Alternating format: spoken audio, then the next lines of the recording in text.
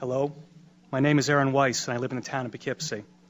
I'm a combat veteran of Iraq, and I'm also a law enforcement officer. I attended the Public Safety Committee's last meeting in regards to this resolution, but I didn't say anything because I wanted to hear what everyone else had to say. And I heard some shocking things from some people and some legislators. They said that it took a lot of courage to pass this SAFE Act. Apparently, my definition of courage differs from yours. You see, if it was really so courageous a bill and it took so much courage to pass it, then why was it done in the middle of the night when no one could see it or read it? That's not courage. That's a mafia-style sit-down to divvy up what's good for the bosses. Courage is taking the right and true course of action, not the politically expedient one.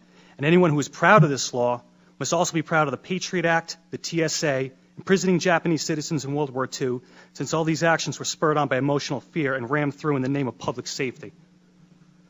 Another issue is the insistence of certain people to stand on the graves of dead children and challenge those that disagree to say it to the parents' faces. Well, I, for one, will pick up that gauntlet. First off, why is dead children your battle cry? You didn't say anything about the hundreds of Chicago children being killed, and for some reason you only scream when it happens to wealthy white ones.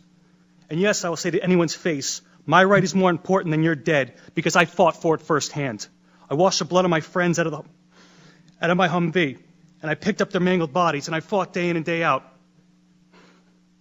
I did more things that you people can't imagine. So yeah, my right trumps your dead. I earned it in blood.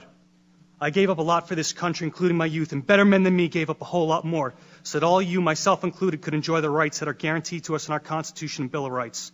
And we didn't go through all that to come back home and watch the surrender of what we fought for happen based on the demented actions of a couple madmen. So in closing, I would like to address specifically the legislators we all know who are going to vote against this resolution. I understand you will vote against this resolution based on some misguided sense of the public good. However, as a law enforcement officer, I'm curious to know about your true resolve. Since voting to take away someone's rights is totally different than being asked to enforce it, I want you to consider this.